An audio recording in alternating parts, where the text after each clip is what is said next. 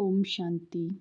हम सभी प्रतिवर्ष बड़े प्यार से धूमधाम से शिवरात्रि का यह पावन पर्व मनाते आ रहे हैं। पूर्ण श्रद्धा व भक्ति भावना के साथ रात और दिन उनकी आराधना में ही लीन रहते हैं। लेकिन क्या हमें शिव के सत्य स्वरूप को जाना है? वो जो है जैसा है, क्या हम उनके यथार्थ परिचय को जानते हैं? तो आइए हम और आप सभी मिलकर परमात्मा के बारे में जानने का प्रयत्न करते हैं कि वास्तव में शिव क्या है। शिव का शाब्दिक अर्थ है बिंदु, दूसरा है कल्याणकारी। बिंदु अर्थात निराकार ज्योतिर्बिंदु आत्मा, जिनकी हम शिवलिंग के रूप में पूजा आराधना करते हैं। हम थोड़ा विचार करें तो विश्व के सभी धर्म में एक को मान्यता दी है, एक की तरफ इशारा दिया है कि गॉड इज़ वन। क्रिश्चियन धर्म में जीसस क्राइस्ट ने कहा है I am son of God. Sikh धर्म में भी एक ओंकार की मान्यता है कि ईश्वर एक है। मुस्लिम धर्म में भी नूरे इलाही कहा है, निराकार लाइट। ऐसे जूइश फारसी धर्म में उनको भी साक्षात्कार हुआ है रोशनी का। जैनिज़्म महावीर स्वामी जी को तपस्या में लीन बताया है। जैन में जय जिनेंद्र भी कहते हैं, उसका अर्थ है कर्मेंद्रिय जीत परमात्मा की याद में। गौतम बुद्ध, कैसे उन्हें ज्ञान का बोध हुआ, उनसे हमें कर्मों के लिए गाइडेंस मिली कि कैसे हमें कर्मों को श्रेष्ठ बनाना है। तो सभी धर्म ने यही इशारा दिया है कि परमात्मा एक है, निराकार है, उसे याद करना है। अब हिंदू धर्म में अनेक फिजिकल स्वरूप में बहुत सारे देवी देवताओं के रूप में परमात्मा की मान्यता है। 33 करोड़ देवी देवता अर्थात गुणधारी आत्माएं, वह तो स्वरूप तो अनेक हैं, लेकिन हिंदू धर्म में भी एक निराकार स्वरूप जरूर है। वह है परमात्मा का। कौन सा है? शिवलिंग, जो प्रतीक है परमात्मा के निराकार स्वरूप की। तो वैसे ही हम मनुष्य आत्माएं हैं, शरीरधारी हैं, तो शरीरधारी का पिता भी शरीरधारी होगा।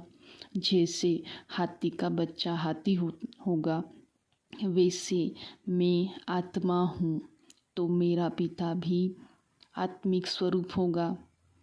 लेकिन वो सर्व गुणों और शक्तियों के स्रोत हैं, इसलिए परमात्मा को परमपिता परमात्मा कहा जाता है। तो हमारा जो ईश्वर से संबंध है वह एक पिता और बच्चे का है। तो एक पिता की सर्व संपत्ति पर बच्चे का अधिकार होता है, उसे कुछ भी मांगने की दरकार नहीं होती। लेकिन हम गुण और शक्तियाँ हर पल मांगते ही रहते हैं। शांति दे दो, खुशी दे दो, हम हर चीज़ ईश्वर से मांगते ही रहे। लेकिन परमात्मा ने क्या कहा कि तुम तो बच्चे हो ना, अधिकारी हो, बालक सो मालिक हो, तो मांगने की आवश्यकता नहीं।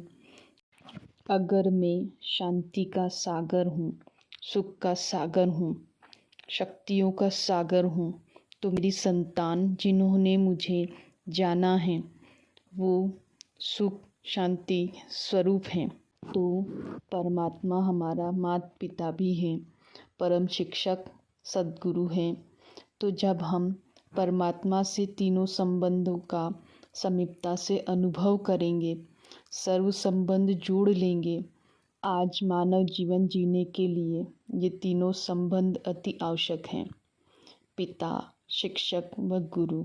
लेकिन एक आत्मा के लिए उस परमात्मा से ही तीनों संबंधों की अनुभूति हो जाती है। केवल हमें अपने स्मृति को जगाने की आवश्यकता है, फिर हर पल उसके साथ का अनुभव होगा। सर्व गुणों और शक्तियों से भरपूर अनुभव करेंगे, तो जिस समय जो शक्ति की आवश्यकता होगी वो स्वतः ही प्राप्त हो जाती है। उसे वृक्षपति भी कहा गया है, क्योंकि वह सर्व मनुष्य सृष्टि झाड़ का बीज है, सर्वज्ञ हैं, सब कुछ जानने वाला है, आदि मध्य अंत जानने वाला है, सर्वोपरि है, सबसे न्यारा प्यारा है, अजन्मा है, सुख दुख से न्यारा है। लेकिन इस कलयुग में आते आते हम स्वयं के ही सत्य स्वरूप को भूल चुके हैं कि मेरा असली परिचय एक आत्मा है और मैं इस देह में विराजमान हूँ, ना कि मैं देह हूँ।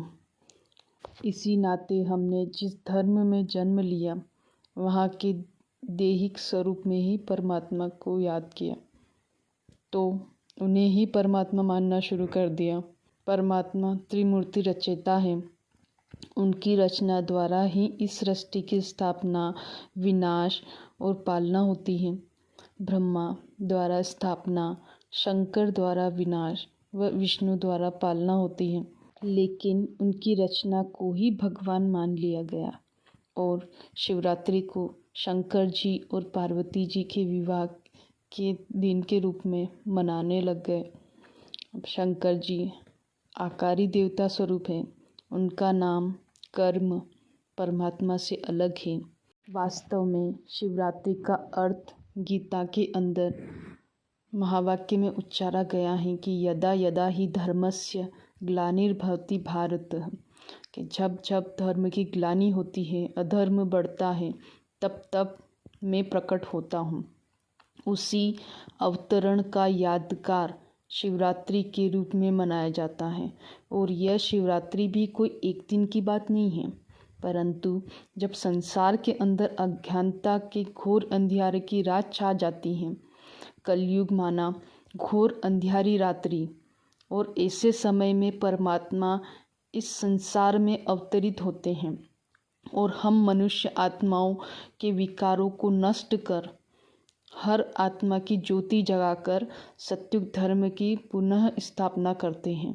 इसी उपलक्ष्य में हम शिवरात्रि का यह पावन पर्व को धूमधाम से मनाकर हर आत्मा को सत्य स्वरूप व परमात्मा का वास्तविक परिचय दें और इसके लिए अपने नज़दीकी राजयोग सेंटर पर संपर्क करें और राजयोग सीखें, जिससे उस परमात्मा को भी जान सकें, उससे यथार्थ रीति जानकर उससे जो संबंध है वो संबंध को जोड़कर हम अपनी गुण और शक्तियों का हर पल हर परिस्थिति में अनुभव करें। अच्छा, ओम शांति।